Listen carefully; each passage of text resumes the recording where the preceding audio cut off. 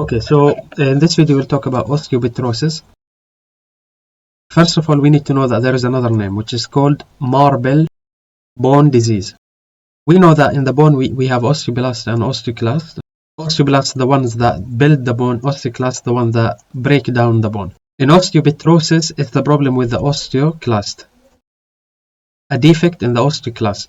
For that reason, we don't have any osteoclast that will break down the bone. Instead, we have only osteoblasts that will only build bone. So we have too much bone formation, and that's why the disease is called osteopetrosis. Petrosis means stone, and sometimes called marble bone disease. Why? Because when we take X-ray, because there is too much bone that will absorb the X-ray, so on X-ray it appears very white, smooth and white. Notice that the bone formation is disorganized. Although there is too much bone and the bone looks like a stone, but it's brittle, exactly like a porcelain plate. It looks strong, however, once you smash it on the ground, it will shatter into pieces. And too much bone makes the bone inflexible, because normally in our body, the osteoblasts replace the old bone that are taken away by the osteoclast. So we have a wooden-like bone that is strong and flexible. However, in this case, there is no osteoclast, so it's only building that becomes like a stone. So inflexible and more prone to fracture. So that's first complication.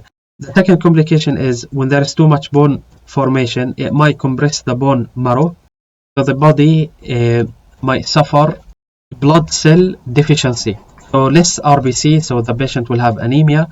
That will affect, especially if they're children, that will affect their growth. And then white blood cells, less, that might also affect and cause infection. And less platelet, that will cause bleeding. That's second complication. Note that also in children, if it happens, the bone growth happens in the epiphyseal plate, or sometimes called growth plate. So if there is too much bone formation, that will close this area, so the patient will have short stature. Okay, let's go to the third complication. Too much bone formation, especially in the skull, that will close the foramina and might cause a cranial nerve compression. So how do we treat the patient?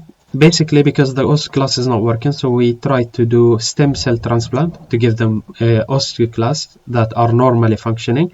And the second is medication like interferon gamma, which stimulate bone resorption or breaking down of bone.